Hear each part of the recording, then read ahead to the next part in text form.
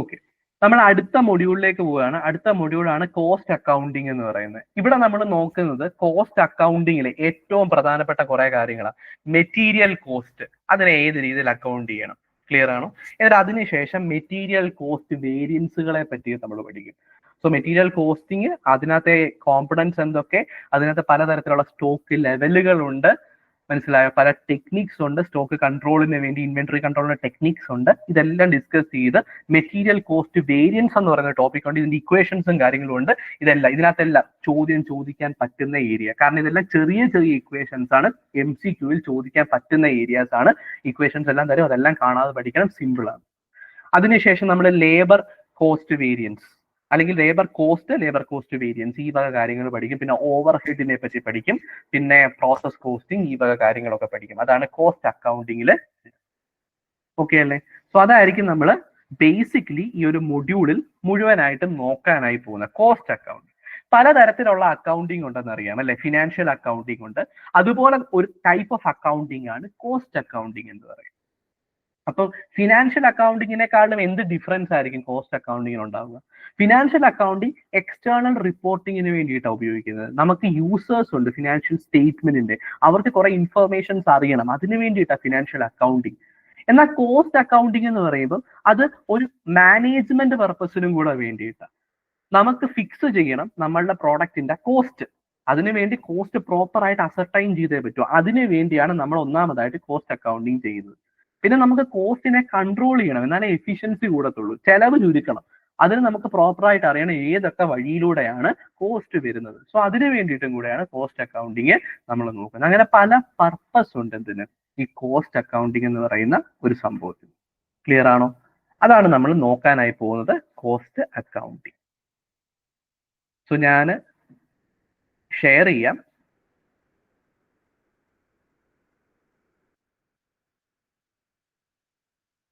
Cost accounting, ആദ്യം എന്താണ് cost accounting എന്നുള്ളത്. സോ മെറ്റീരിയൽ കോസ്റ്റ് എന്താണെന്ന് പഠിക്കുന്നതിന് മുമ്പ് എന്താണ് കോസ്റ്റ് അക്കൗണ്ടിങ് എന്ന് നോക്കാം. Cost accounting is A branch of accounting that deals with recording, classification, allocation and analysis of cost. Cost മാത്രമാണ് ഇവിടെ റെക്കോർഡ് ചെയ്യപ്പെടുന്നത്, ക്ലാസിഫൈ ചെയ്യപ്പെടുന്നത്, അലോക്കേറ്റ് ചെയ്യപ്പെടുന്നത്, അനലൈസ് ചെയ്യപ്പെടുന്നത്. Financial accounting, all financial transactions are recorded, classified, summarised and analysed and communicated. ഇവിടെ cost ആണ്. Cost എന്ന് പറയുമ്പോൾ ഏത് Costa? Cost include in the process of production or service delivery. അപ്പൊ നമ്മൾ പ്രൊഡക്ഷൻ മാനുഫാക്ചറർ ആണെങ്കിൽ നമ്മളുടെ പ്രൊഡക്ഷൻ പ്രോസസ്സിലുണ്ടായ കോസ്റ്റ് ആണ് റെക്കോർഡ് ചെയ്ത്, ക്ലാസിഫൈ ചെയ്ത്, അലോക്കേറ്റ് ചെയ്ത്, അനലൈസ് ചെയ്യപ്പെടുന്നത്. നമ്മൾ സർവീസ് പ്രൊവൈഡർ ആണെങ്കിൽ അതുമായി ബന്ധപ്പെട്ട കോസ്റ്റ് ആണ്. ക്ലിയർ ആണോ? എന്തിനു വേണ്ടിയിട്ടാണ് ഈ രീതിയിൽ റെക്കോർഡിംഗും ക്ലാസിഫിക്കേഷനും ഒക്കെ നടത്തുന്നത്? It help management in decision making, proper ആയിട്ട് ഡിസിഷൻ എടുക്കാൻ, എത്ര രൂപയ്ക്ക് നമ്മുടെ സർവീസ് ഓർ പ്രൊഡക്റ്റിനെ പ്രൈസ് ചെയ്യണം. അതുപോലെ കോസ്റ്റ് കൺട്രോൾ, കോസ്റ്റിനെ എങ്ങനെ കൺട്രോൾ ചെയ്യാം, കോസ്റ്റ് എങ്ങനെ കുറയ്ക്കാം, കോസ്റ്റ് റിഡക്ഷൻ, ഈ വക കാര്യങ്ങൾക്ക് ഡിസിഷൻ എടുക്കുന്നതിനും കൂടെ വേണ്ടിയിട്ടാണ് കോസ്റ്റ് അക്കൗണ്ടിങ് ചെയ്യുന്നത്. സോ അതാണ് കോസ്റ്റ് അക്കൗണ്ടിങ് എന്ന് പറയുന്നത്. ഇനി എന്തിനിത് ചെയ്യണമെന്ന് ചോദിച്ചു കഴിഞ്ഞാൽ, ഒന്നാമതായിട്ട് ascertain cost of product or service, നമ്മുടെ പ്രൊഡക്റ്റിന്റെയോ സർവീസിന്റെയോ കോസ്റ്റ് എത്രയാണെന്ന് മനസ്സിലാക്കുന്നതിന് വേണ്ടി. രണ്ടാമതായിട്ട് control cost through standard costing and budgetary control. Standard കോസ്റ്റിങ്ങിലൂടെയും ബഡ്ജറ്ററി കൺട്രോളിലൂടെയും കോസ്റ്റിനെ കൺട്രോൾ ചെയ്യുക. സ്റ്റാൻഡേർഡ് കോസ്റ്റിംഗ് എന്ന് പറഞ്ഞാൽ ഓൾറെഡി നമ്മളൊരു സ്റ്റാൻഡേർഡ് സെറ്റ് ചെയ്യും. ഈ ജോലി അല്ലെങ്കിൽ ഈ പ്രോഡക്റ്റ് മാനുഫാക്ചർ ചെയ്യാൻ ഇത്രയാണ് സ്റ്റാൻഡേർഡായി കോസ്റ്റ് ആകുന്നത്. എന്നിട്ട് നമ്മൾ ആക്ച്വൽ പ്രോസസ്സിലേക്ക് പോകും. ആക്ച്വൽ കോസ്റ്റ് സ്റ്റാൻഡേർഡ് കോസ്റ്റിനേക്കാൾ കുറവായിട്ട് നിൽക്കുകയാണെങ്കിൽ ഓക്കെ, കുഴപ്പമില്ല. അത് കൂടിക്കഴിഞ്ഞാൽ പ്രശ്നമാണ്. കൂടിക്കഴിഞ്ഞാൽ നമ്മൾ നോക്കും എന്തുകൊണ്ട് കൂടി, കറക്റ്റീവ് മെഷേഴ്സ് എടുക്കും, കോസ്റ്റ് കൺട്രോൾ ചെയ്യാനുള്ള മെഷേഴ്സ് എടുക്കും. അതുപോലെ ബഡ്ജറ്ററി കൺട്രോളിലൂടെ അങ്ങനെ കോസ്റ്റിനെ കൺട്രോൾ ചെയ്യും. ക്ലിയർ ആണോ? മൂന്നാമതായിട്ട് അസിസ്റ്റ് ഇൻ ഡിസിഷൻ മേക്കിംഗ്. പലതരത്തിലുള്ള മാനേജീരിയൽ ഡിസിഷൻ മേക്കിങ്ങിലും ഈ കോസ്റ്റ് അക്കൗണ്ടിങ് ഡേറ്റ ഇൻഫർമേഷൻ ഉപയോഗിക്കും. പിന്നെ സെല്ലിംഗ് പ്രൈസ് ഡിറ്റർമൈൻ ചെയ്യാം, ഏത് പ്രൈസിൽ നമ്മുടെ പ്രോഡക്റ്റ് ഓർ സർവീസ് വിൽക്കണം അത് ഡിറ്റർമൈൻ ചെയ്യാം. കോസ്റ്റ് പ്ലസ് പ്രോഫിറ്റ് ആണല്ലോ സെല്ലിംഗ് പ്രൈസ് എന്ന് പറയുന്നത്. സോ ആ കോസ്റ്റ് ഡിറ്റർമൈൻ ചെയ്യാം. ആൻഡ് ഐഡന്റിഫൈ അൺപ്രോഫിറ്റബിൾ ആക്ടിവിറ്റി, നമ്മൾ ചെയ്യുന്നതിൽ നമുക്ക് ലാഭം തരാത്ത ആക്ടിവിറ്റികൾ ഐഡന്റിഫൈ ചെയ്യുന്നതിന് വേണ്ടിയിട്ട്. സോ ഇതൊക്കെയാണ് കോസ്റ്റ് അക്കൗണ്ടിങ്ങിന്റെ ഒബ്ജക്റ്റീവ്സ് എന്ന് പറയാൻ സാധിക്കും. ഓക്കെ അല്ലേ? സോ ഇത്രയും കാര്യങ്ങളാണ് കോസ്റ്റ് അക്കൗണ്ടിങ്ങുമായി ബന്ധപ്പെട്ട ഒരു ആമുഖം എന്ന രീതിയിൽ നമ്മൾ മനസ്സിലാക്കിയിരിക്കേണ്ടത്. ഇനി കോസ്റ്റ് അക്കൗണ്ടിങ്ങിൽ പ്രധാനമായിട്ടും ഒരു കോസ്റ്റ് എന്ന് പറയുമ്പോൾ മെറ്റീരിയൽ കോസ്റ്റ് ഉണ്ട്, ക്ലിയർ ആണോ, ലേബർ കോസ്റ്റ് ഉണ്ട്, ഓവർ ഹെഡ് കോസ്റ്റ് ഉണ്ട്. ഇതാണ് ഏറ്റവും പ്രധാനപ്പെട്ട 3 തരം കോസ്റ്റുകൾ. മെറ്റീരിയൽ കോസ്റ്റ്, ക്ലിയർ അല്ലേ? Labour cost, over head cost നമ്മൾ ഇൻഡയറക്റ്റ് ആയിട്ടുള്ള കോസ്റ്റുകൾ. ഇതിൽ ഓരോന്നിനെ പറ്റിയുമാണ് ഇനി നമ്മൾ പഠിക്കാനായി പോകുന്നത്. ഓക്കെ ആണോ? അപ്പൊ ആദ്യം നമ്മൾ നോക്കാൻ പോകുന്നത് എന്താണ് മെറ്റീരിയൽ കോസ്റ്റ് എന്നുള്ളതാണ്. മെറ്റീരിയൽ കോസ്റ്റ് ഒരു പ്രൊഡക്ഷൻ പ്രോസസ് ആണെങ്കിൽ തീർച്ചയായിട്ടും അവിടെ എന്ത് കാണും? മെറ്റീരിയൽസ് കാണും. ക്ലിയർ അല്ലേ? റോ മെറ്റീരിയൽസ് കാണും, മറ്റ് കോമ്പണൻസ് കാണും. ഏത് പ്രോസസ്സിൽ ഉപയോഗിക്കുന്ന? പ്രൊഡക്ഷൻ പ്രോസസ്സിൽ ഉപയോഗിക്കുന്ന റോ മെറ്റീരിയൽസും കോമ്പണൻസും കാണും. ഇവയുടെ അക്വിസിഷൻ കോസ്റ്റ് അല്ലെങ്കിൽ ഈ റോ മെറ്റീരിയലും കോമ്പണൻസും ഒക്കെ മേടിക്കാനായ കോസ്റ്റ്, ഇതിനെയാണ് മെറ്റീരിയൽ കോസ്റ്റ് എന്ന് വിളിക്കുന്നത്. ക്ലിയർ ആണ്? അപ്പൊ പ്രൊഡക്ഷൻ പ്രോസസ്സിൽ ഉപയോഗിക്കേണ്ട റോ മെറ്റീരിയൽസും കോമ്പണൻസും ഒക്കെ മേടിക്കാനായ കോസ്റ്റ് ആണ് material cost. It is usually the largest component of total cost in manufacturing organization. നിങ്ങൾ ഒരു മാനുഫാക്ചറർ ആണെങ്കിൽ നിങ്ങളുടെ കോസ്റ്റിന്റെ നല്ലൊരു പങ്കും മെറ്റീരിയൽ കോസ്റ്റ് ആയിരിക്കും. നിങ്ങൾ ഉത്പാദിപ്പിക്കാൻ പോകുന്ന സാധനം ഉത്പാദിപ്പിക്കാനുള്ള റോ മെറ്റീരിയൽ കോമ്പണന്റ് മേടിക്കാനുള്ള കോസ്റ്റ് ആയിരിക്കും നല്ലൊരു പോർഷൻ. ക്ലിയർ ആണോ? ഈ മെറ്റീരിയൽ കോസ്റ്റിനെ നിങ്ങൾക്ക് വീണ്ടും രണ്ടായിട്ട് തിരിക്കാം. ഡയറക്റ്റ് മെറ്റീരിയൽസും ഉണ്ട്, ക്ലിയർ ആണോ? അതുപോലെ ഇൻഡയറക്റ്റ് മെറ്റീരിയൽസും ഉണ്ട്. ഓക്കെ അല്ലേ? ഡയറക്റ്റ് മെറ്റീരിയൽ എന്ന് പറഞ്ഞാൽ എന്താ? Material which are directly identifiable with the finished product. Finished പ്രോഡക്റ്റുമായി ഡയറക്റ്റ് ആയിട്ട് നിങ്ങൾക്ക് ലിങ്ക് ചെയ്യാൻ സാധിക്കുന്ന മെറ്റീരിയൽസ്, അതാണ് direct materials. Example, wood in furniture. നിങ്ങൾ ഒരു ഫർണിച്ചർ മാനുഫാക്ചർ ആണെങ്കിൽ വുഡ് ഇല്ലാതെ ഫർണിച്ചർ ഉണ്ടാക്കാൻ സാധിക്കത്തില്ല. അല്ലെങ്കിൽ ഗാർമെന്റ് മാനുഫാക്ചർ ആണെങ്കിൽ ഫാബ്രിക് ഇല്ലാതെ ഗാർമെന്റ് ഉണ്ടാക്കാൻ സാധിക്കത്തില്ല. അപ്പൊ ഈ വുഡ്, ഫാബ്രിക് ഇതൊക്കെ എന്താ? നിങ്ങളുടെ പ്രോഡക്റ്റുമായി ഡയറക്ട്ലി ഐഡന്റിഫൈ ചെയ്യാൻ, അല്ലെങ്കിൽ ലിങ്ക് ചെയ്യാൻ സാധിക്കുന്ന മെറ്റീരിയൽ. ഇതില്ലാതെ നടക്കത്തേ ഇല്ല പ്രൊഡക്ഷൻ. പ്രൊഡക്ഷനുമായി ഡയറക്റ്റ് ബന്ധമുള്ളത്, അതാണ് ഡയറക്റ്റ് മെറ്റീരിയൽ. ഇൻഡയറക്റ്റ് മെറ്റീരിയൽ എന്ന് പറഞ്ഞു കഴിഞ്ഞാൽ ഡയറക്റ്റ് ആയിട്ട് ബന്ധമില്ല, ഇതും കൂടെ വേണം, ഇൻഡയറക്ട്ലി ബന്ധമുണ്ട്. Materials that are used in the production process but not directly identifiable with the specific product. Clear ആണോ?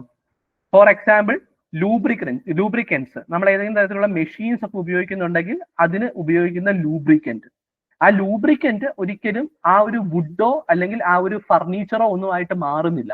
പക്ഷെ ലൂബ്രിക്കന്റ് ഉണ്ടെങ്കിലേ മെഷീൻ പ്രോപ്പർ ആയിട്ട് വർക്ക് ചെയ്യത്തുള്ളൂ. സോ ആ ലൂബ്രിക്കന്റ് എന്താ? Indirect material. ലൂബ്രിക്കന്റ് ഉണ്ടെങ്കിലേ മെഷീൻ വർക്ക് ചെയ്യത്തുള്ളൂ. മെഷീൻ വർക്ക് ചെയ്താലേ വുഡ് ഫർണിച്ചർ ആയി മാറത്തുള്ളൂ, അല്ലെങ്കിൽ ഫാബ്രിക് ഗാർമെന്റ് ആയി മാറത്തുള്ളൂ. ക്ലിയർ ആണോ? അതുപോലെ ക്ലീനിങ് മെറ്റീരിയൽസ്, ഗ്ലൂ, ഈ വക കാര്യങ്ങളൊക്കെ എന്താ? ഇൻഡയറക്റ്റ് ആണ്. ക്ലിയർ ആണോ? Indirect material. സോ രണ്ടു തരം മെറ്റീരിയൽസ് ഉണ്ട്, ഡയറക്റ്റ് മെറ്റീരിയലും ഇൻഡയറക്റ്റ് മെറ്റീരിയൽ. ഓക്കെ അല്ലേ? അപ്പൊ എന്താ മെറ്റീരിയൽ കോസ്റ്റ് എന്ന് മനസ്സിലായല്ലോ. അതുപോലെ മെറ്റീരിയൽ എന്താണെന്ന് മനസ്സിലായല്ലോ. രണ്ടു തരം material, direct material and indirect material. ഇനി എങ്ങനെയായിരിക്കും ഒരു ഓർഗനൈസേഷനിൽ ഈ മെറ്റീരിയൽ പ്രൊക്വയർ ചെയ്യുന്നത്? അതായത് റോ മെറ്റീരിയൽസും കോമ്പണൻസും ഒക്കെ വേണം, എന്നാലേ പ്രൊഡക്ഷൻ നടക്കത്തുള്ളൂ. റോ മെറ്റീരിയൽ എങ്ങനെയാ നമ്മൾ പ്രൊക്വയർ ചെയ്യുന്നത് അല്ലെങ്കിൽ കളക്ട് ചെയ്യുന്നത്? അതൊരു പ്രോപ്പർ പ്രോസസ്സിലൂടെയാണ് പോകുന്നത്. ക്ലിയർ ആണോ? പ്രോപ്പർ ആയിട്ടുള്ള ഒരു പ്രോസസ് ഉണ്ട്. ആദ്യം ഒരു പർച്ചേസ് റിക്വസിഷൻ കൊടുക്കും. ക്ലിയർ അല്ലേ? നമ്മുടെ ഓർഗനൈസേഷനിൽ പല ഡിപ്പാർട്ട്മെന്റ്സ് ഉണ്ടായിരിക്കും. പ്രോപ്പർ ആയിട്ട് നമ്മുടെ പ്രൊഡക്ഷൻ ഡിപ്പാർട്ട്മെന്റ് എന്ത് ചെയ്യും? പർച്ചേസ് റിക്വസിഷൻ കൊടുക്കും. പർച്ചേസ് ചെയ്യണം. Raised by departments when material stock fall below reorder level. നമ്മൾ ഓൾറെഡി റീഓർഡർ ലെവൽ പഠിച്ചായിരുന്നു. നമ്മളുടെ കയ്യിലുള്ള സ്റ്റോക്ക് റീഓർഡർ ലെവലിനേക്കാൾ താഴെ പോകുന്ന ഉടനെ പർച്ചേസ് റിക്വസിഷൻ കൊടുക്കും നമ്മളുടെ ഡിപ്പാർട്ട്മെന്റ്സ്, നമ്മളുടെ കമ്പനിയിലെ ഡിപ്പാർട്ട്മെന്റ്സ്. ക്ലിയർ ആണോ? പ്രോപ്പർ അതോറിറ്റീസ് അത് എന്ത് ചെയ്യും? സാങ്ഷൻ ചെയ്യും, ഈ ഒരു പർച്ചേസ് റിക്വസിഷൻ കൊടുക്കും. ക്ലിയർ ആണോ? പർച്ചേസ് റിക്വസിഷൻ കൊടുത്തു കഴിഞ്ഞാൽ ആരിൽ നിന്ന് പർച്ചേസ് ചെയ്യണം? സോ സപ്ലയറിനെ നമ്മൾ സെലക്ട് ചെയ്യും. അപ്പൊ പല സപ്ലയേഴ്സ് ഉണ്ടായിരിക്കും, അവർ പലതരത്തിലുള്ള പ്രൈസ് കോട്ട് ചെയ്യും. ആ പ്രൈസിന്റെയും അവരുടെ പ്രൊഡക്റ്റ്, അവർ തരുന്ന പ്രൊഡക്റ്റിന്റെ ക്വാളിറ്റിയുടെയും അവർ എത്ര സമയത്തിനുള്ളിൽ ഡെലിവറി ചെയ്യും, ആ ഡെലിവറി ടൈം, ലീഡ് ടൈമിന്റെയും അവരുടെ റെപ്യൂട്ടേഷനും ഒക്കെ കണക്കിലിട്ട് നമ്മൾ സപ്ലയറെ സെലക്ട് ചെയ്യും. സപ്ലയറെ സെലക്ട് ചെയ്തതിനു ശേഷം നമ്മൾ ആ സപ്ലയർക്ക് എന്ത് ചെയ്യും? പർച്ചേസ് ഓർഡർ കൊടുക്കും. Formal document send to supplier. നമ്മൾ സപ്ലയർ കൊടുക്കുന്ന document for ordering material order ചെയ്യുന്നത്. ഓക്കെ അല്ലേ? അതിനുശേഷം goods receipt note, GRN, prepared when materials are received. നമുക്ക് ആ മെറ്റീരിയൽ കിട്ടിക്കഴിയുമ്പോൾ ഗുഡ്സ് കിട്ടിയെന്നും പറഞ്ഞ് ഗുഡ്സ് റെസീറ്റ് നോട്ട് നമ്മൾ കൊടുക്കും. ക്ലിയർ ആണോ? അതിനുശേഷം നമ്മൾ എന്ത് ചെയ്യും? കിട്ടിയ ഗുഡ്സിനെ പ്രോപ്പർ ആയിട്ട് ഇൻസ്പെക്ട് ചെയ്യും, ക്വാളിറ്റി ചെക്ക് നടത്തും. ഓക്കെ അല്ലേ? And invoice checking and payment. ആ ക്വാളിറ്റി ചെക്കും എല്ലാം കഴിഞ്ഞതിന് ശേഷം അവർ തന്ന ഇൻവോയ്സ് ചെക്ക് ചെയ്യും. ഇൻവോയ്സ് പറഞ്ഞിട്ടുള്ള പ്രൊഡക്റ്റും കാര്യങ്ങളും എല്ലാം ഉണ്ടോ എന്ന് നോക്കും. എന്നിട്ട് നമ്മൾ എന്ത് ചെയ്യും? പ്രോപ്പർ ആയിട്ട് പേയ്മെന്റ് സപ്ലയർക്ക് എക്സിക്യൂട്ട് ചെയ്യും. സോ ഇത്രയും കാര്യങ്ങളാണ് മെറ്റീരിയൽ പ്രൊക്വയർമെന്റ് പ്രോസസ്സിനകത്ത് വരുന്നത്. സോ പർച്ചേസ് റിക്വസിഷൻ അതാത് ഡിപ്പാർട്ട്മെന്റ്സ് കൊടുക്കുക. നമ്മുടെ പ്രൊഡക്ഷൻ ഡിപ്പാർട്ട്മെന്റ് ഉണ്ടെങ്കിൽ അവരായിരിക്കും ഇത്ര വേണമെന്ന് സ്റ്റോർ ഡിപ്പാർട്ട്മെന്റിനെ അറിയിക്കുന്നത്. ക്ലിയർ ആണോ? അവരായിരിക്കും ആ പർച്ചേസ് റിക്വസിഷൻ എടുക്കുന്നത്. എന്നിട്ട് അവരാണ് സപ്ലയറിനെ സെലക്ട് ചെയ്യുന്നത്. ക്ലിയർ ആണോ? എന്നിട്ട് അവരായിരിക്കും പർച്ചേസ് ഓർഡർ കൊടുക്കുന്നത്. കിട്ടിക്കഴിയുമ്പം GRN കൊടുക്കുന്നതും അവർ തന്നെ ആയിരിക്കും. അവരായിരിക്കും ഇൻസ്പെക്ഷനും ക്വാളിറ്റി ചെക്കും ഒക്കെ നടക്കുന്നത്. എന്നിട്ട് അതിനുശേഷം അവർ ഈ പേയ്മെന്റ് കാര്യങ്ങൾ നടത്തിയിട്ട് പേയ്മെന്റ് ഡിപ്പാർട്ട്മെന്റിലേക്ക് ആ വൗച്ചേഴ്സ് ആയിരിക്കും പേയ്മെന്റ് ഡിപ്പാർട്ട്മെന്റ് പേയ്മെന്റ് നടത്തും. ക്ലിയർ ആണോ? എന്നിട്ട് ഈ ഒരു പെർട്ടിക്കുലർ സംഭവം ആ ഒരു സ്റ്റോക്ക് പർച്ചേസ് ഡിപ്പാർട്ട്മെന്റിൽ നിന്ന് എങ്ങോട്ടേക്ക് പോകും, അല്ലെങ്കിൽ ആ സ്റ്റോർ ഡിപ്പാർട്ട്മെന്റിൽ നിന്ന് എങ്ങോട്ടേക്ക് പോകും, പ്രൊഡക്ഷൻ ഡിപ്പാർട്ട്മെന്റിലേക്ക്. അങ്ങനെ പല ഡിപ്പാർട്ട്മെന്റ്സ് കോർഡിനേറ്റ് ചെയ്താണ് ഈ ഒരു പ്രോസസ്സ് നടക്കുന്നത്. ക്ലിയർ ആണോ? ഇതാണ് മെറ്റീരിയൽ പ്രൊക്വയർമെന്റ് പ്രോസസ്. ഇനി മെറ്റീരിയൽ പ്രൊക്വയർമെന്റുമായി ബന്ധപ്പെട്ട് ഇൻവോൾവ് ആയിട്ടുള്ള ഡോക്യുമെന്റ്സ് ആണ്. ഒന്നാമത് പർച്ചേസ് റിക്വസിഷൻ നോട്ട് കൊടുക്കും. Purchase requisition, initial request purchase material purchase ചെയ്യണം എന്ന് പറഞ്ഞ് കൊടുക്കുന്നതാണ് പർച്ചേസ് റിക്വസിഷൻ. ക്ലിയർ ആണോ? ഇപ്പൊ പ്രൊഡക്ഷൻ ഡിപ്പാർട്ട്മെന്റ് സ്റ്റോർ ഡിപ്പാർട്ട്മെന്റിനായിരിക്കും അല്ലെങ്കിൽ പർച്ചേസ് ഡിപ്പാർട്ട്മെന്റിനായിരിക്കും കൊടുക്കുന്ന പർച്ചേസ് റിക്വസിഷൻ. ഇത്രയും കൂടെ വേണം. പർച്ചേസ് ഓർഡർ എന്ന് പറയുമ്പോൾ official order send to supplier, purchase ചെയ്യാൻ താല്പര്യമുണ്ട്, ഓർഡർ ഇത്ര യൂണിറ്റ് പർച്ചേസ് ചെയ്യാൻ താല്പര്യമുണ്ട്. പിന്നെ good receipt note, confirmation of receipt of material കിട്ടിയെന്ന് നമ്മൾ സാക്ഷ്യപ്പെടുത്തുക, GRN. പിന്നെ ഇൻസ്പെക്ഷൻ റിപ്പോർട്ട് ഉണ്ട്, നമ്മുടെ ക്വാളിറ്റി ചെക്ക് നടത്തുക, quality verification. And material inward register ഉണ്ട്, നമുക്ക് ഇങ്ങോട്ടേക്ക് വന്ന മെറ്റീരിയൽ ഇത്ര മെറ്റീരിയൽ വന്നു എന്ന് നമ്മൾ പ്രോപ്പറായിട്ട് റെക്കോർഡ് ചെയ്യുന്നു. റെക്കോർഡ് ഓഫ് മെറ്റീരിയൽ റിസീവ്ഡ്, നമുക്ക് കിട്ടിയ മെറ്റീരിയൽ. അതാണ് മെറ്റീരിയൽ ഇൻവേർഡ് രജിസ്റ്റർ. ഇതൊക്കെയാണ് ഡോക്യുമെന്റ്സ്, പ്രധാനപ്പെട്ട ഡോക്യുമെന്റ്സ് എന്ന് പറയുന്നത്. ഓക്കെ അല്ലേ? ഇനി നമുക്കിപ്പം മെറ്റീരിയൽ നമ്മളുടെ കയ്യിലെത്തി. ക്ലിയർ ആണോ? അപ്പൊ നമ്മൾ ആദ്യം എന്താ മെറ്റീരിയൽ എന്ന് പഠിച്ചു, പിന്നെ മെറ്റീരിയൽ എങ്ങനെ കളക്ട് ചെയ്യണമെന്ന് പഠിച്ചു. ഇപ്പൊ മെറ്റീരിയൽ നമ്മുടെ കയ്യിലെത്തി, നമ്മളുടെ സ്റ്റോറിൽ മെറ്റീരിയൽ ഉണ്ട്. ക്ലിയർ ആണോ? ഇനി ഈ മെറ്റീരിയലിനെ നമ്മൾ കൺട്രോൾ ചെയ്യണം അല്ലെ? കൺട്രോൾ ചെയ്യാന്ന് പറഞ്ഞു കഴിഞ്ഞാൽ മെറ്റീരിയലിനെ യാതൊരു രീതിയിലും നോക്കാതെ വെറുതെ ഇട്ട് കഴിഞ്ഞാൽ നശിച്ചു പോകാനുള്ള സാധ്യതയുണ്ട്. അല്ലെങ്കിൽ മെറ്റീരിയൽ പ്രോപ്പർ ആയിട്ട് നമുക്ക് ഉപയോഗിക്കാൻ പറ്റാത്ത ഒരു സിറ്റുവേഷൻ ഉണ്ടാകും. അപ്പൊ അതിനെ കൺട്രോൾ ചെയ്യണം. മെറ്റീരിയലിനെ കൺട്രോൾ ചെയ്യാൻ വേണ്ടി നമ്മൾ ഉപയോഗിക്കുന്ന കുറേയേറെ കാര്യങ്ങളാണ് താഴെ പറയുന്നത്. ക്ലിയർ ആണോ? നമുക്കൊരു സ്റ്റോർ ഡിപ്പാർട്ട്മെന്റ് തന്നെ ഉണ്ടാക്കാം മെറ്റീരിയലിനെ കൺട്രോൾ ചെയ്യാൻ. ക്ലിയർ ആണോ? ഒരു സ്റ്റോർ ഡിപ്പാർട്ട്മെന്റ് ഉണ്ടാക്കാം. അപ്പൊ നമ്മൾ പർച്ചേസ് ചെയ്ത ഗുഡ്സ് എല്ലാം ഈ സ്റ്റോർ ഡിപ്പാർട്ട്മെന്റിലായിരിക്കും വരുന്നത്.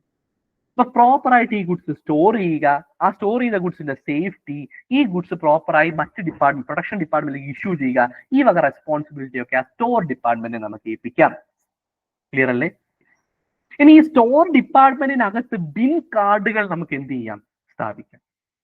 ഓക്കെ ആണോ? അപ്പൊ നമ്മൾ പലതരത്തിലുള്ള മെറ്റീരിയൽസ് നമ്മുടെ സ്റ്റോറിൽ കൊണ്ടുപോയി വെച്ചിട്ടുണ്ടായിരിക്കും, സ്റ്റോർ ഡിപ്പാർട്ട്മെന്റിൽ ഉണ്ടായിരിക്കും. ഓരോ ഐറ്റത്തിനും ഓരോ ബിൻ കാർഡ് വീതം കൊടുക്കാം. Shows physical movement of stock. അപ്പം ഓരോ ഐറ്റത്തിന്റെ മൂവ്മെന്റ് പ്രോപ്പർ ആയിട്ട് ആ ബിൻ കാർഡിൽ രജിസ്റ്റർ ചെയ്തു. ക്ലിയർ ആണോ? എ എന്ന് പറയുന്ന റോ മെറ്റീരിയൽ 10 യൂണിറ്റ് വന്നു, അതിൽ 4 യൂണിറ്റ് പ്രൊഡക്ഷൻ ഡിപ്പാർട്ട്മെന്റിലേക്ക് ഇഷ്യൂ ചെയ്തു, പ്രോപ്പറായി ബിൻ കാർഡിൽ എഴുതി വെക്കും. ബി എന്ന മെറ്റീരിയൽ ഇത്ര വന്നു, ഇത്ര ഇഷ്യൂ ചെയ്തു. പ്രോപ്പറായിട്ട് ആ മെറ്റീരിയൽസിന്റെ പല മെറ്റീരിയൽസ് ഉണ്ടെങ്കിൽ അതിന്റെ മൂവ്മെന്റ് റെക്കോർഡ് ചെയ്യാൻ ബിൻ കാർഡ് സ്റ്റോർ ഡിപ്പാർട്ട്മെന്റിൽ ഉപയോഗിക്കാം. ക്ലിയർ ആണോ? പിന്നെ അടുത്തതാണ് store ledger, maintain by costing department. Costing department ആണ് സ്റ്റോർസ് ലെഡ്ജർ മെയിൻറ്റെയിൻ ചെയ്യുന്നത്. ക്ലിയർ ആണോ? Costing department shows value and quantity, എത്ര വാല്യൂ ഉള്ള എത്ര quantity items raw materials purchase ചെയ്യും. ക്ലിയർ അല്ലേ? അത് സ്റ്റോർസ് ലെഡ്ജറിൽ കാണിക്കാം. ഓക്കെ ആണോ? അതുപോലെ തന്നെ സ്റ്റോക്ക് ലെവലുകൾ മെയിൻറ്റെയിൻ ചെയ്യാം. ഇൻവെന്ററി കൺട്രോളിന് വേണ്ടി സ്റ്റോക്ക് ലെവലുകളും മെയിൻറ്റെയിൻ ചെയ്യാം. ഇത്രയും കാര്യങ്ങളാണ് പ്രധാനമായിട്ട് നമുക്ക് എന്ത് ചെയ്യാൻ സാധിക്കുന്നത്? മെറ്റീരിയൽസിനെ കൺട്രോൾ ചെയ്യാനും സ്റ്റോർ ചെയ്യാനും വേണ്ടി ചെയ്യാനായിട്ട് സാധിക്കും. സോ സ്റ്റോർ ഡിപ്പാർട്ട്മെന്റ് ഉണ്ടാക്കാം, അതിൽ തന്നെ ബിൻ കാർഡിലൂടെ ഫിസിക്കൽ മൂവ്മെന്റ് ഓഫ് സ്റ്റോക്ക് എങ്ങനെ പോകുന്നു എന്ന് ഉറപ്പുവരുത്താം. പിന്നെ കോസ്റ്റിംഗ് ഡിപ്പാർട്ട്മെന്റ് മെയിൻറ്റെയിൻ ചെയ്യുന്ന സ്റ്റോർ ലെഡ്ജറിലൂടെ എത്ര ക്വാണ്ടിറ്റി എത്ര വാല്യൂ ഉള്ള റോ മെറ്റീരിയൽസ് ഒക്കെ പർച്ചേസ് ചെയ്തു നമുക്ക് പ്രോപ്പറായി റെക്കോർഡ് ചെയ്യാം. അതുപോലെ സ്റ്റോക്ക് ലെവൽസിലൂടെ ഇൻവെന്ററിയെ കൺട്രോൾ ചെയ്യാം. ഇതിനകത്ത് സ്റ്റോക്ക് ലെവൽസ് ഇമ്പോർട്ടന്റ് ആണ്. ഇത്രയുമാണ് പ്രധാനപ്പെട്ട സ്റ്റോക്ക് ലെവൽ. മാക്സിമം ലെവൽ നമുക്ക് സെറ്റ് ചെയ്യാം. നമ്മൾ സെറ്റ് ചെയ്യുന്ന maximum stock level, maximum stock level എന്ന് പറഞ്ഞാൽ maximum quantity to avoid over stocking. അതായത് ഇത്രയും മാത്രം maximum quantity of raw material മേടിച്ചാൽ മതി, ഇതിനപ്പുറം മേടിക്കരുത്. ഇതിനപ്പുറം മേടിച്ചാൽ ഓവർ സ്റ്റോക്കിംഗ് ആവും. അതിനുവേണ്ടി നമ്മൾ എന്ത് ചെയ്യും? മാക്സിമം സ്റ്റോക്ക് ലെവൽ കണ്ടെത്തും. ക്ലിയർ ആണോ? ഇനി മിനിമം സ്റ്റോക്ക് ലെവൽ, മിനിമം ഇത്രയെങ്കിലും വേണം, ഇത്രയെങ്കിലും ഇല്ലെങ്കിൽ സ്റ്റോക്ക് ഔട്ട് ആയി പോകും. So minimum stock level. പിന്നെ reorder level, level at which new order is place. പുതിയ ഓർഡർ പ്ലേസ് ചെയ്യേണ്ടത് ഈ ഒരു റീ ഓർഡർ ലെവലിൽ എത്തുമ്പോഴാണ്. പിന്നെ അടുത്ത danger level, extremely low stock ലെവലാണ്. ഇത്രയും ലോ ആയാൽ, ഈ ഡേഞ്ചർ ലെവൽ എത്തിക്കഴിഞ്ഞു കഴിഞ്ഞാൽ ഭയങ്കര പ്രശ്നമാണ്. നമുക്ക് എന്ത് ചെയ്യേണ്ടി വരും? പ്രൊഡക്ഷൻ നിർത്തേണ്ടതായിട്ടുള്ള ഒരു സിറ്റുവേഷൻ വരും. ഡേഞ്ചർ ലെവലിൽ എത്തരുത്. സോ ഡേഞ്ചർ ലെവൽ സെറ്റ് ചെയ്ത് വെക്കും. ഡേഞ്ചർ ലെവലിലേക്ക് പോകുമ്പോൾ തന്നെ നമ്മൾ വേണ്ടുന്ന മെഷേഴ്സ് എടുക്കണം. And average stock level, average stock എത്ര മെയിൻറ്റെയിൻ ചെയ്യണം? അതാണ് average stock level. Maximum stock level plus minimum stock level divided by 2, അതാണ് ആവറേജ് സ്റ്റോക്ക് ലെവൽ. ക്ലിയർ ആണോ? ഇതാണ് different types of stock levels എന്ന് പറയുന്നത്. ഇതും എന്തിനു വേണ്ടിയിട്ടാ? ഇൻവെന്ററിയെ അല്ലെങ്കിൽ നമ്മുടെ മെറ്റീരിയലിനെ കൺട്രോൾ ചെയ്യുന്നതിന് വേണ്ടിയിട്ടുള്ള ലെവൽസ് ആണ്, സ്റ്റോക്ക് ലെവൽസ്. അപ്പൊ maximum stock level, minimum stock level, reorder level, danger level and average stock level. Clear അല്ലേ? ഇനി ഇതിന്റെ എല്ലാ ഫോർമുലാസും പഠിക്കണം. ക്വസ്റ്റ്യൻസ് വരാം. ക്ലിയർ ആണോ? ക്വസ്റ്റ്യൻ ചോദിക്കാം. സിമ്പിൾ ആണ്. നമുക്ക് ന്യൂമറിക്കൽ ക്വസ്റ്റ്യൻസ് വരുമ്പോൾ എല്ലാ ഇൻഫർമേഷൻ ഒന്നിരിക്കും എടുത്തിട്ട് ചെയ്താൽ മാത്രം മതിയാവും. സോ ഈസി ആയിട്ട് മാർക്ക് കിട്ടാൻ പറ്റുന്ന ഒരെണ്ണമാണ്. സോ ഓരോന്നിന്റെയും പ്രോപ്പർ ആയിട്ട് പഠിച്ചിരിക്കണം. എന്ത്? ഇക്വേഷൻ. റീഓർഡർ ലെവലിൽ ഓൾറെഡി അറിയാം. Maximum usage into maximum lead time നമ്മൾ ഓൾറെഡി പഠിച്ചതാണ്. മാക്സിമം ലെവൽ എങ്ങനെയാ? Reorder level. ക്വസ്റ്റിന് കാണും റീഓർഡർ ലെവൽ ഇത്ര. റീഓർഡർ ലെവൽ എങ്ങനെ കണ്ടുപിടിക്കാം? Maximum usage into maximum lead time. So അങ്ങനെ റീഓർഡർ ലെവൽ കിട്ടും. Plus reorder quantity. Reorder quantity എത്രയാണോ അത് minus minimum usage into minimum lead time. Minimum usage എന്ന് പറഞ്ഞാൽ ആ ഒരു പെർട്ടിക്കുലർ റോ മെറ്റീരിയൽ മിനിമം എത്ര ഉപയോഗിക്കണം ഒരു ഡേ അല്ലെങ്കിൽ ഒരു വീക്കിൽ ഇൻറ്റു മിനിമം ലീഡ് ടൈം. അതായത് അത് റീഓർഡർ ചെയ്താൽ, ഓർഡർ ചെയ്താൽ മിനിമം എത്ര സമയത്തിനുള്ളിൽ നമുക്ക് കിട്ടും, ഡെലിവർ ആയി കിട്ടും, അതാണ് മിനിമം ലീഡ് ടൈം. അപ്പൊ നമുക്ക് എന്ത് കിട്ടും? മാക്സിമം സ്റ്റോക്ക് ലെവൽ കിട്ടും. ഇനി മിനിമം സ്റ്റോക്ക് ലെവൽ കണ്ടെത്താൻ reorder level minus normal usage into normal lead time. Clear ആണോ? അത് ക്വസ്റ്റ്യനിൽ തരും. നോർമലി ഇത്രയാണ് യൂസ് ചെയ്യുന്നത് ഈ ഒരു ഗുഡ്സ്. നോർമൽ ലീഡ് ടൈം ഇതാണ്. ക്ലിയർ ആണോ? അതാണ് normal usage into normal lead time. Average level കാണാൻ minimum level plus maximum level divided by 2. Clear അല്ലേ? ഡേഞ്ചർ ലെവൽ എന്ന് പറയുമ്പോൾ ആവറേജ് യൂസേജ്. ആവറേജ് യൂസേജ് എങ്ങനെ കാണാം? Minimum usage plus maximum usage divided by 2 ചെയ്താൽ ആവറേജ് യൂസേജ് കിട്ടും. Minimum usage plus maximum. ഇപ്പൊ ക്വസ്റ്റ്യന് മിനിമവും മാക്സിമം തന്നിട്ടുണ്ടെങ്കിൽ അത് രണ്ടും ആഡ് ചെയ്യുക, ഡിവൈഡ് ബൈ 2 ചെയ്താൽ ആവറേജ് യൂസേജ് കിട്ടും. ക്വസ്റ്റിന് തന്നെ എമർജൻസി ലീഡ് ടൈം തന്നിരിക്കും. എമർജൻസി ലീഡ് ടൈം എന്ന് പറഞ്ഞാൽ ഒരു എമർജൻസി സിറ്റുവേഷനിൽ ഓർഡർ ചെയ്ത് കഴിഞ്ഞാൽ എത്ര ദിവസത്തിനുള്ളിൽ സാധനം ഡെലിവർ ആയി കിട്ടും. Emergency lead time. അതാണ് ഡേഞ്ചർ ലെവൽ എന്ന് പറയുന്നത്. ക്ലിയർ ആണോ? സോ ക്വസ്റ്റ്യൻ വന്നു കഴിഞ്ഞാൽ ഇൻഫർമേഷൻസ് ഒക്കെ ഡയറക്റ്റ് ആയി തന്നിരിക്കും, അല്ലെങ്കിൽ ഒന്നോ രണ്ടോ സ്റ്റെപ്പിൽ നമുക്ക് കണ്ടെത്താവുന്ന രീതിയിൽ തന്നിരിക്കും. For example minimum stock level തന്നു കഴിഞ്ഞാൽ ചിലപ്പോൾ റീഓർഡർ ലെവൽ ഡയറക്റ്റ് ആയി തന്നിട്ടുണ്ടാകത്തില്ല, പക്ഷെ മാക്സിമം യൂസേജും മാക്സിമം ലീഡ് ടൈം തന്നിരിക്കും. അപ്പൊ റീഓർഡർ ലെവൽ കണ്ടുപിടിക്കാം. ക്ലിയർ ആണോ? എന്നിട്ട് normal usage into normal lead time, അതിൽ നിന്ന് കുറച്ചാൽ മതി. ആ രീതിയിൽ അങ്ങോട്ടും ഇങ്ങോട്ടും മാറ്റിയും തിരിച്ചും ഒക്കെ ചോദിക്കാൻ ഈ ഒരു ക്വസ്റ്റ്യൻസ്. സോ ഇമ്പോർട്ടന്റ് ആണ് ഇതുമായി ബന്ധപ്പെട്ട ഈ സ്റ്റോക്ക് ലെവൽസുമായി ബന്ധപ്പെട്ട ഫോർമുലാസ്. അപ്പൊ ഫോർമുലാസും നല്ല രീതിയിൽ തന്നെ നോക്കാം. ഓക്കെ അല്ലേ? സോ ഇത്രയും പറഞ്ഞതിനകത്ത് എന്തെങ്കിലും ഡൗട്ട് ഉണ്ടോ?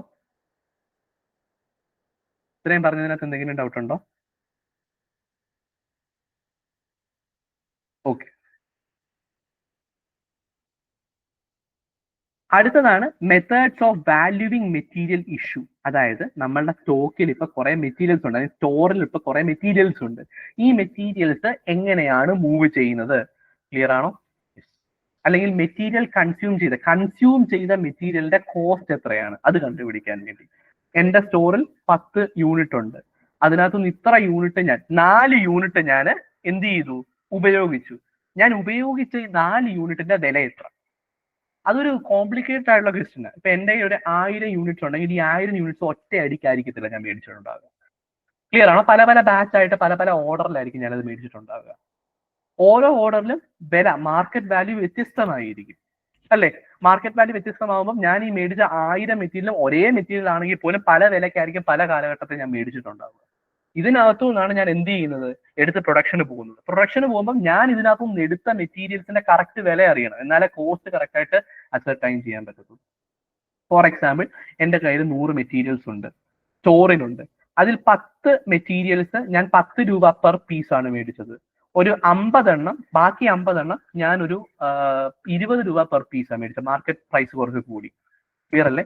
യെസ്. പിന്നെ ബാക്കിയുള്ള 40 എണ്ണം ഞാനൊരു 25 പെർ പീസാണ് ഞാൻ മേടിച്ചത്. മാർക്കറ്റ് പ്രൈസ് വീണ്ടും കൂടിയത് കൊണ്ട്. അപ്പം സെയിം മെറ്റീരിയല, ഒന്നിന് ഞാൻ 10 രൂപ, 10 എണ്ണത്തിന് 10 രൂപയെ കൊടുത്തുള്ളൂ, 20 എണ്ണത്തിന് 20 രൂപ, അല്ലെങ്കിൽ അടുത്ത 50 എണ്ണത്തിന് 20 രൂപ കൊടുത്തു, ബാക്കി 40 എണ്ണത്തിന് 25 രൂപ കൊടുത്തു. ഇതിനകത്ത് ഞാൻ എന്ത് ചെയ്യുക, പ്രൊഡക്ഷന് വേണ്ടി എടുക്കും. അപ്പൊ ഞാൻ പ്രൊഡക്ഷന് വേണ്ടി എടുക്കുന്നത് 10 രൂപയ്ക്ക് മേടിച്ച മെറ്റീരിയൽസിൽ നിന്നാണോ, 25 രൂപയ്ക്ക് മേടിച്ച മെറ്റീരിയൽസിൽ നിന്നാണോ, 20 രൂപയ്ക്ക് മേടിച്ച മെറ്റീരിയൽസ് ആണോ, ഇത് പ്രോപ്പർ ആയിട്ട് എനിക്ക് അറിയണം. എന്നാൽ മാത്രമേ എനിക്ക് കറക്റ്റ് കോസ്റ്റ് അസർട്ടൈൻ ചെയ്യാൻ സാധിക്കൂ. സോ ഞാൻ ഉപയോഗിച്ച, എന്റെ സ്റ്റോറിൽ നിന്ന് ഞാൻ എടുത്ത് ഉപയോഗിച്ച മെറ്റീരിയൽസിന്റെ കോസ്റ്റ് കറക്റ്റ് ആയിട്ട് എനിക്ക് അറിയണം. അതിനുവേണ്ടി ഉപയോഗിക്കുന്ന മെത്തേഡാണ് method of valuing material issue. Clear ആണോ? പലതരത്തിലുള്ള മെത്തേഡ്സ് ഉണ്ട്. FIFO method, LIFO method, weighted average method, simple average method, replacement cost method and standard cost method. ഇതിന്റെ ഒന്നും പ്രോബ്ലം ഒന്നും ചെയ്യാൻ പഠിക്കേണ്ട ആവശ്യമില്ല. ലിങ്തി പ്രോബ്ലംസും കാര്യങ്ങളും ഒക്കെയാണ്. ജസ്റ്റ് എന്താ മെത്തേഡ്സ്, എന്താണ് അവ പറയുന്നതെന്ന് മാത്രം നോക്കിയാൽ മതി. First in first out method പറയുന്നത് ആദ്യം മേടിച്ച സ്റ്റോക്ക് അത് വേണം ആദ്യം പ്രൊഡക്ഷന് വേണ്ടി കൊടുക്കുക, അല്ലെങ്കിൽ ആദ്യം മേടിച്ചത് ആദ്യം പ്രൊഡക്ഷന് വേണ്ടി കൊടുത്തു എന്ന് അസ്യൂം ചെയ്യണം. ക്ലിയർ ആണോ? ഓക്കെ അല്ലേ? അപ്പൊ ഞാൻ ആദ്യം മേടിച്ചത് 10 രൂപ പെർ പീസിൽ 10 യൂണിറ്റ്സ് ആണ്. സോ ഞാൻ ആദ്യം ഒരു 4 യൂണിറ്റ്സ് ഞാൻ പ്രൊഡക്ഷന് വേണ്ടി അയച്ചെങ്കിൽ I will assume that first in first out ആദ്യം മേടിച്ചതെന്നാ പോയത്. അപ്പൊ 4 പീസ് പെർ യൂണിറ്റ് 10 രൂപ ഉള്ള പീസാണ് പോയതെന്ന് ഞാൻ അസ്യൂം ചെയ്യും. അപ്പൊ ഞാൻ അതിനെ എങ്ങനെ കോസ്റ്റ് ചെയ്യും? 10 രൂപ പെർ പീസ് എന്ന് പറഞ്ഞുകൊണ്ട് ആ റോ മെറ്റീരിയലിനെ കോസ്റ്റ് ചെയ്യും. ക്ലിയർ ആണോ? അതാണ് ഫിഫോ മെത്തേഡ്. ഇതാണ് oldest stock issued first. Inflationary period ആണെങ്കിൽ, നമ്മളുടെ ബിസിനസ് സൈക്കിൾ ഇൻഫ്ലേഷണറി പീരീഡ് ആണെങ്കിൽ ഫിഫോ മെത്തേഡ് ആയിരിക്കും നമ്മൾ ഉപയോഗിക്കുന്നത്. ഓക്കെ അല്ലേ? എന്നിട്ട് LIFO method last in first ആണ്. അവസാനം മേടിച്ചത് ആദ്യം എടുത്ത് ഉപയോഗിക്കും എന്ന് അസ്യൂം ചെയ്യുന്നു. ലാസ്റ്റ് ഇൻ ഫസ്റ്റ് ആണ്. Latest stock issued first. അപ്പൊ എന്റെ എക്സാമ്പിളിൽ ആദ്യത്തെ 10 എണ്ണം 10 രൂപയ്ക്ക് മേടിച്ചു, ബാക്കി 50 എണ്ണം 20 രൂപയ്ക്കും 40 എണ്ണം 25 രൂപയ്ക്കും. ഞാൻ 4 യൂണിറ്റ് പ്രൊഡക്ഷന് വേണ്ടി അയച്ചെങ്കിൽ ലിഫോ ആണെങ്കിൽ ഞാൻ കൺസിഡർ ചെയ്യും ആ 25 രൂപയ്ക്ക് അവസാനം മേടിച്ച ലോട്ടിൽ നിന്നാണ് ഈ 4 എണ്ണം പോയത്. അപ്പൊ പ്രൈസ് 4 × 25 ആയിരിക്കും ഞാൻ എടുക്കുന്നത്. ഓക്കെ അല്ലേ? അതാണ് ലിഫോ മെത്തേഡ്. അപ്പൊ മെറ്റീരിയൽ കോസ്റ്റ് കണ്ടുപിടിക്കാനുള്ള പല പല മെത്തേഡ്സ്. ഇനി വെയ്റ്റഡ് ആവറേജ് മെത്തേഡ് എന്ന് പറയുമ്പോൾ ടോട്ടൽ കോസ്റ്റ് എടുക്കും divided by total quantity. Total കോസ്റ്റിനെ ടോട്ടൽ ക്വാണ്ടിറ്റി കൊണ്ട് ഡിവൈഡ് ചെയ്യും, എന്നിട്ട് അതിന് വെയിറ്റ് അസൈൻ ചെയ്ത് കൊടുക്കും. അങ്ങനെ നമ്മൾ എന്ത് ചെയ്യും? ആവറേജ്, വെയ്റ്റഡ് ആവറേജ് കോസ്റ്റ് കണ്ടുപിടിക്കും. അതായത് മെറ്റീരിയൽസിന്റെ മുഴുവൻ ടോട്ടൽ കോസ്റ്റ് എടുക്കും ഡിവൈഡ് ബൈ ടോട്ടൽ ക്വാണ്ടിറ്റി, അതിന്റെ ബേസിൽ വെയിറ്റ് ഒക്കെ അസൈൻ ചെയ്ത് കൊടുത്ത് വെയ്റ്റഡ് ആവറേജ് കാണും, എന്നിട്ട് ഒരൊറ്റ പ്രൈസ് കണ്ടെത്തും. അപ്പൊ എത്ര യൂണിറ്റ് അസൈൻ ചെയ്താലും ആ വെയ്റ്റഡ് ആവറേജ് പ്രൈസിൽ ആ മെറ്റീരിയലിനെ നമ്മൾ കാണിക്കും. സിമ്പിൾ ആവറേജ് എന്ന് പറയുമ്പോൾ സിമ്പിൾ ആവറേജ് കണ്ടെത്തും, സിമ്പിൾ ആവറേജ് പ്രൈസിൽ ആ മെറ്റീരിയൽസിനെ നമ്മൾ എന്ത് ചെയ്യും? കോസ്റ്റ് ചെയ്യും. റീപ്ലേസ്മെന്റ് കോസ്റ്റ് എന്ന് പറയുമ്പോൾ material issued at market price. Clear ആണോ? അപ്പൊ 4 മെറ്റീരിയൽ ഞാൻ ഉപയോഗിച്ചിട്ടുണ്ടെങ്കിൽ എന്ത് ചെയ്യും? മാർക്കറ്റ് പ്രൈസിൽ ആ 4 മെറ്റീരിയലിന് ഇപ്പം മാർക്കറ്റിൽ എത്രയാണോ പ്രൈസ്, ആ പ്രൈസിലായിരിക്കും ഞാൻ അതിനെ കോസ്റ്റ് ചെയ്യും. സ്റ്റാൻഡേർഡ് കോസ്റ്റ് എന്ന് പറയുമ്പോൾ എന്റെ മെറ്റീരിയൽസിന് ഞാൻ പ്രീ ഡിറ്റർമൈൻ ചെയ്യും ഒരു കോസ്റ്റ്. ഇതാണ് ഈ മെറ്റീരിയലിന്റെ കോസ്റ്റ്. ഓക്കെ ആണോ? ഞാൻ ഏത് വിലയ്ക്ക് മേടിച്ചു എന്ന് കൺസിഡർ ചെയ്യത്തില്ല, പ്രീ ഡിറ്റർമൈൻഡ് കോസ്റ്റിലായിരിക്കും ഞാൻ അതിനെ കാണിക്കുന്നത്. അതാണ് സ്റ്റാൻഡേർഡ് കോസ്റ്റ്. ഇതെല്ലാം എന്തിനു ഉപയോഗിക്കുന്നത്? എന്റെ കയ്യിലുള്ള സ്റ്റോറിൽ നിന്ന് ഞാൻ ഉപയോഗിച്ച അല്ലെങ്കിൽ എടുത്ത മെറ്റീരിയൽസിന് ഏത് വിലയിൽ കാണിക്കണം, അതിനു വേണ്ടിയിട്ടുള്ള പല പല മെത്തേഡ്സ് ആണ്. ഒരു ഓർഗനൈസേഷൻ അവരുടെ പോളിസി എന്താണോ ആ പോളിസിക്ക് അനുസരിച്ച് അവർക്ക് ഇൻവെന്ററി കൺട്രോൾ ഈ ഒരു മെത്തേഡ് ഉപയോഗിക്കാം. ഫിഫോയോ ലിഫോയോ വെയ്റ്റഡ് ആവറേജോ സിമ്പിൾ ആവറേജോ റീപ്ലേസ്മെന്റ് കോസ്റ്റോ സ്റ്റാൻഡേർഡ് കോസ്റ്റ് മെത്തേഡോ ഉപയോഗിക്കാം. ക്ലിയർ അല്ലേ? അപ്പൊ എന്തിനു വേണ്ടിയിട്ടാ? കോസ്റ്റ് ഓഫ് മെറ്റീരിയൽ കൺസ്യൂം ചെയ്ത മെറ്റീരിയലിന്റെ കോസ്റ്റ് മനസ്സിലാക്കുന്നതിന് വേണ്ടിയിട്ടാണ് ഇത് ഉപയോഗിക്കുന്നത്. ഓക്കെ ആണോ? സോ ഈ മെത്തേഡ്സും ഓരോ മെത്തേഡും എന്താന്നുള്ള കാര്യം ജസ്റ്റ് ഒന്ന് നോക്കിയിരിക്കണം. ഓക്കെ അല്ലേ? അടുത്തത് ഇൻവെന്ററി കൺട്രോൾ ടെക്നിക്ക്. ഇൻവെന്ററിയെ കൺട്രോൾ ചെയ്യാൻ കുറെ ടെക്നിക്സ് ഉണ്ട്. ഓക്കെ ആണോ? രണ്ടും മാറിപ്പോകരുത്. മെത്തേഡ്സ് ആണിത്. Methods of valuing material issue ചെയ്ത മെറ്റീരിയലിന്റെ കോസ്റ്റ് അളക്കാനുള്ള മെത്തേഡ്സ് ആണ് ഫിഫോ ലിഫോ ഒക്കെ. താഴെ പറയുന്നത് എന്താ? ഇൻവെന്ററിയെ കൺട്രോൾ ചെയ്യാനുള്ള ടെക്നിക്കുകളാണ്. ആ ടെക്നിക്കുകൾ ഏറ്റവും പ്രധാനപ്പെട്ടതെല്ലാം താഴെ കൊടുത്തിട്ടുണ്ട്. ABC അനാലിസിസ് ഉണ്ട്. ക്ലിയർ ആണോ? BED അനാലിസിസ് ഉണ്ട്, FSN അനാലിസിസ് ഉണ്ട്, EOQ ഉണ്ട്, economic order quantity, and JIT ഉണ്ട്, ജസ്റ്റ് ഇൻ ടൈം. ക്ലിയർ അല്ലേ? ABC അനാലിസിസ് നമ്മൾ ഓൾറെഡി നോക്കിയതാണ്. ABC എന്ന് 3ആയി കാറ്റഗറൈസ് ചെയ്യും നമ്മുടെ കയ്യിലുള്ള സ്റ്റോക്കിനെ അല്ലെങ്കിൽ ഇൻവെന്ററി. A എന്ന് പറയുന്നത് എന്താ? ഹൈ വാല്യൂ ഉള്ള എന്നാൽ ക്വാണ്ടിറ്റി ലോ ആയിട്ടുള്ള ഐറ്റംസ്. B എന്ന് പറയുമ്പോൾ മീഡിയം മോഡറേറ്റ്. C എന്ന് പറയുമ്പോൾ ലോ വാല്യൂ എന്നാൽ ഹൈ ക്വാണ്ടിറ്റി, നട്ടും ബോൾട്ടും അതുപോലുള്ള കാര്യങ്ങൾ. അങ്ങനെ 3ആയിട്ട് നമ്മൾ തരം തിരിച്ചിട്ടായിരിക്കും അതിനെ കൺട്രോൾ ചെയ്യുന്നത്. ABC analysis. BED അനാലിസിസ് എന്ന് പറയുമ്പോൾ വീണ്ടും 3ആയി തന്നെ നമ്മൾ എന്ത് ചെയ്യും? തരം തിരിക്കും നമ്മുടെ കയ്യിലുള്ള സ്റ്റോക്കിനെ. വൈറ്റൽ ആയിട്ടുള്ള സ്റ്റോക്ക്, ഏറ്റവും വൈറ്റൽ ആയിട്ടുള്ള സ്റ്റോക്ക്. ക്ലിയർ ആണോ? അതിനുശേഷം എസെൻഷ്യൽ ആയിട്ടുള്ള സ്റ്റോക്ക്. മൂന്നാമതായിട്ട് ഡിസൈറബിൾ ആയിട്ടുള്ള സ്റ്റോക്ക്. ക്ലിയർ ആണോ? വൈറ്റൽ സ്റ്റോക്ക് നമുക്ക് ഒരിക്കലും മാറ്റാൻ സാധിക്കത്തില്ല. എസെൻഷ്യൽ സ്റ്റോക്ക് നമുക്ക് വൈറ്റൽ സ്റ്റോക്കിനെക്കാട്ടിലും അത്രയും ഇമ്പോർട്ടന്റ് അല്ലെങ്കിലും വേണം. ഡിസൈറബിൾ സ്റ്റോക്ക് ഇല്ലെങ്കിലും കുഴപ്പമില്ല, പക്ഷെ ഉണ്ടെങ്കിൽ നല്ലത്. ക്ലിയർ ആണോ? അതാണ് VED അനാലിസിസ്. ഈ രീതിയിൽ മൂന്നായിട്ട് തരംതിരിച്ച് നമുക്ക് സ്റ്റോക്ക് കൺട്രോൾ ചെയ്യാം. FSL അനാലിസിസ് എന്ന് പറയുമ്പോൾ ഫാസ്റ്റ് മൂവിംഗ് ആയിട്ടുള്ള stock, slow moving, non moving, ഇങ്ങനെ മൂന്നായിട്ട് തരംതിരിക്കും. എന്റെ കയ്യിലുള്ള കമ്മോഡിറ്റീസിൽ, റോ മെറ്റീരിയൽസിൽ ഏതൊക്കെയാണ് ഫാസ്റ്റ് മൂവിംഗ്, അതിനെ ഫാസ്റ്റ് മൂവിംഗ് എന്ന് തരംതിരിക്കും, സ്ലോ മൂവിംഗ് എന്ന് തരംതിരിക്കും, നോൺ മൂവിംഗ് എന്ന് തരംതിരിക്കും. അതാണ് FSL അനാലിസിസ്. പിന്നെ EOQ നമുക്ക് ഓൾറെഡി അറിയാം. EOQ എന്താ? എക്കണോമിക് ഓർഡർ ക്വാണ്ടിറ്റി ആണ്. ഏതൊരു ഓർഡറിംഗ് ക്വാണ്ടിറ്റി അല്ലെങ്കിൽ ഏതൊരു ക്വാണ്ടിറ്റി ഓർഡർ ചെയ്താലാണോ ഓർഡറിംഗ് കോസ്റ്റും ക്യാരിയിങ് കോസ്റ്റും മിനിമം ആകുന്നത്, അതിനെയാണ് EOQ എന്ന് വിളിക്കുന്നത്. ഇതാണ് ഒപ്റ്റിമൽ ഓർഡർ ക്വാണ്ടിറ്റി. ഈ ഒരു ക്വാണ്ടിറ്റി ഓർഡർ ചെയ്ത് കഴിഞ്ഞാൽ കോസ്റ്റ് ഏറ്റവും മിനിമം ആയിരിക്കും. ക്ലിയർ ആണോ? നമ്മുടെ EOQ ഇത്ര യൂണിറ്റ് ആണ് എങ്കിൽ ഇത്ര യൂണിറ്റ്, ഒരു ഓർഡറിൽ ഇത്ര യൂണിറ്റ് ഓർഡർ ചെയ്ത് കഴിഞ്ഞാൽ നമ്മുടെ ഓർഡറിംഗ് കോസ്റ്റും കുറവായിരിക്കും, അതുപോലെ ക്യാരിയിങ് കോസ്റ്റ് അല്ലെങ്കിൽ ഹോൾഡിംഗ് കോസ്റ്റും കുറവായിരിക്കും. അതിനാണ് EOQ എന്ന് വിളിക്കുന്നത്. പിന്നെ ജസ്റ്റ് ഇൻ ടൈം നമ്മൾ ഓൾറെഡി നേരത്തെ നോക്കിയതാ. Materials ordered only when need. നമുക്ക് ആവശ്യമുള്ളപ്പോൾ മാത്രമേ നമ്മൾ മെറ്റീരിയൽസ് ഓർഡർ ചെയ്യത്തുള്ളൂ. അപ്പൊ നമ്മൾ അവിടെ എന്ത് ചെയ്യത്തില്ല? യാതൊരു വിധ തരത്തിലുള്ള ഹോൾഡിംഗ് കോസ്റ്റ് നമുക്ക് ചിലവാകത്തില്ല. അത് മിനിമം ആയിരിക്കും ഹോൾഡിംഗ് കോസ്റ്റ്. കാരണം നമ്മൾ ഒന്നും മേടിച്ച് വെക്കുന്നില്ല, വേണ്ടുമ്പോൾ മാത്രമേ നമ്മൾ എന്ത് ചെയ്യുന്നുള്ളൂ? ഓർഡർ ചെയ്യുന്നു. ക്ലിയർ ആണോ? അപ്പൊ നമുക്ക് ക്യാരിയിങ് കോസ്റ്റ് അല്ലെങ്കിൽ ഓർഡറിംഗ് കോസ്റ്റ്, ഹോൾഡിംഗ് കോസ്റ്റ് കുറയ്ക്കാനായി സാധിക്കും. ഇതാണ് ടെക്നിക്സ്, ഇൻവെന്ററി കൺട്രോൾ ടെക്നിക്സ് എന്ന് പറയുന്നത്. ABC analysis, VED analysis, FSL analysis, EOQ and JIT, just in time. EOQന്റെ ഫോർമുല ജസ്റ്റ് ഒന്നുകൂടെ കൊടുത്തിട്ടുണ്ട്. √2AB/CS. പല ചിലപ്പം ആൽഫബറ്റ്സിലൊക്കെ വ്യത്യാസം വരും, പക്ഷെ സംഭവം ഒന്ന് തന്നെയാണ്. A ഇവിടെ annual demand, B ordering cost per order, ചില ഇടങ്ങൾ അതിനെ O എന്ന് റെപ്രസെന്റ് ചെയ്യും, പിന്നെ C carrying cost per unit per annum.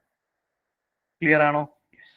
S എന്ന് പറയുമ്പോൾ സ്റ്റോറേജ് കോസ്റ്റ്. ക്യാരിയിങ് കോസ്റ്റിനകത്ത് തന്നെ സ്റ്റോറേജ് കോസ്റ്റും ഇൻഷുറൻസ് കോസ്റ്റും ഡിപ്രീസിയേഷനും ഒക്കെ വരും. എല്ലാം കൂടെ ചേർന്ന ക്യാരിയിങ് കോസ്റ്റ്. വേണമെങ്കിൽ സെപ്പറേറ്റ് ആയിട്ട് കാണിക്കാം. അതാണ് C/S എന്ന് കാണിക്കുന്നത്. മിക്ക ഇക്വേഷനിലും ഒറ്റ ഇതായിട്ടേ കാണിക്കത്തുള്ളൂ, carrying cost per unit per annum. Okay അല്ലേ? സോ ഇതാണ് EOQന്റെ formula. So in case storage cost separate, carrying cost per unit per annum തന്നു കഴിഞ്ഞാൽ അത് രണ്ടും കൂടെ ഒരുമിച്ച് അങ്ങ് എടുത്തോളുക. C/S. ഓക്കെ. പിന്നെ ഉള്ളത് മെറ്റീരിയൽ ലോസുകളാണ്. രണ്ട് തരത്തിലുള്ള നഷ്ടങ്ങൾ മെറ്റീരിയലിന് ഉണ്ടാകാം. നോർമൽ ലോസും ഉണ്ടാകാം, അബ്നോർമൽ ലോസും ഉണ്ടാകാം. നോർമൽ ലോസ് എന്ന് പറഞ്ഞു കഴിഞ്ഞാൽ ഒരു പ്രോഡക്റ്റിന്റെ നേച്ചർ കൊണ്ട്, അതിന്റെ നേച്ചർ കൊണ്ട് ഉണ്ടാകുന്ന നഷ്ടം, അത് നമുക്ക് തടയാൻ പറ്റത്തില്ല. ക്ലിയർ ആണ്? അത് ഇന്നെവിറ്റബിൾ ആണ്. അത് പ്രൊഡക്ഷൻ പ്രോസസ്സിലോ അല്ലെങ്കിൽ അതിനെ ട്രാൻസ്പോർട്ട് ചെയ്യുന്ന പ്രോസസ്സിലോ ഒക്കെ ഉണ്ടാകുന്ന ലോസ് ആണ്, നമുക്ക് ഒരിക്കലും തടയാൻ പറ്റത്തില്ല. ക്ലിയർ ആണോ? അതുകൊണ്ട് തന്നെ ഇത് ആര് വഹിച്ചേ പറ്റൂ? എൻഡ് കൺസ്യൂമർ വഹിച്ചേ പറ്റത്തുള്ളൂ. ക്ലിയർ അല്ലേ? സോ നോർമൽ ലോസ് ആര് ബെയർ ചെയ്യണം? എൻഡ് കൺസ്യൂമർ ബെയർ ചെയ്യണം. സോ അത് എന്തിന്റെ ഭാഗമാവും? കോസ്റ്റിന്റെ ഭാഗമാവും നോർമൽ ലോസ്. ക്ലിയർ ആണോ? കോസ്റ്റിന്റെ ഭാഗം ആകും. കാരണം എന്താ? അത് നോർമൽ ലോസ് ആണ്. ഈ ലോസ് അൺഅവോയ്ഡബിൾ ആണ്.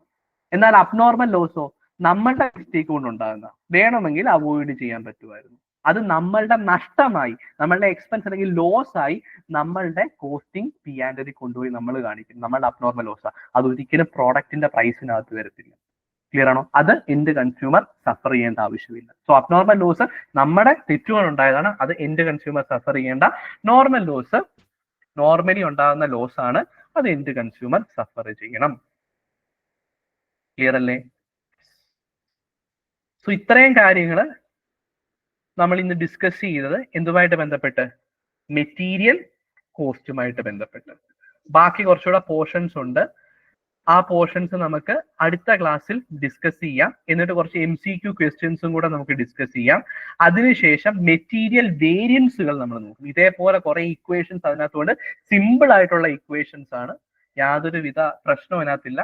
ക്വസ്റ്റ്യൻ വന്നാലും ഡയറക്റ്റ് ആയിട്ടുള്ള ക്വസ്റ്റ്യൻസ് ആയിരിക്കും വരുന്നത്. സോ അതിനകത്ത് പേടിക്കേണ്ട ആവശ്യമൊന്നുമില്ല.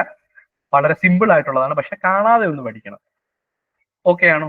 സോ അത്രയും കാര്യങ്ങൾ കഴിയുമ്പോൾ മെറ്റീരിയൽ കോസ്റ്റിംഗ് എന്ന് പറയുന്ന ഒരു സംഭവം, ആ ഒരു പോർഷൻ ഏകദേശം ഒന്ന് കഴിയും. കുറച്ച് ലെങ്തിയാണ്. ഇതേപോലെ തന്നെ ലേബർ കോസ്റ്റും വരും, ലേബർ കോസ്റ്റ് വേരിയൻസ് ഉൾപ്പെടെ ഇതേപോലെ. പക്ഷെ മെറ്റീരിയൽ കോസ്റ്റ് വേരിയൻസ് പഠിച്ചാൽ ലേബർ കോസ്റ്റ് വേരിയൻസ് കുറച്ചുകൂടി എളുപ്പം പഠിക്കാം. അതിനുശേഷം ഓവർ ഹെഡ് കോസ്റ്റ്, പിന്നെ പ്രോസസ് കോസ്റ്റിംഗ് ഒക്കെ വരുമ്പം അതെല്ലാം കുറച്ച് ലെങ്തി പോർഷൻസ് ആയിട്ട് തന്നെ വരും. സോ വരുന്ന ക്ലാസ്സുകളിൽ ആ പോർഷൻസും നമുക്ക് കവർ ചെയ്യാം. ഓക്കെ അല്ലേ? സോ ഇത്രയും പഠിപ്പിച്ചതിനകത്ത് എന്തെങ്കിലും ഡൗട്ട് ഉണ്ടോ?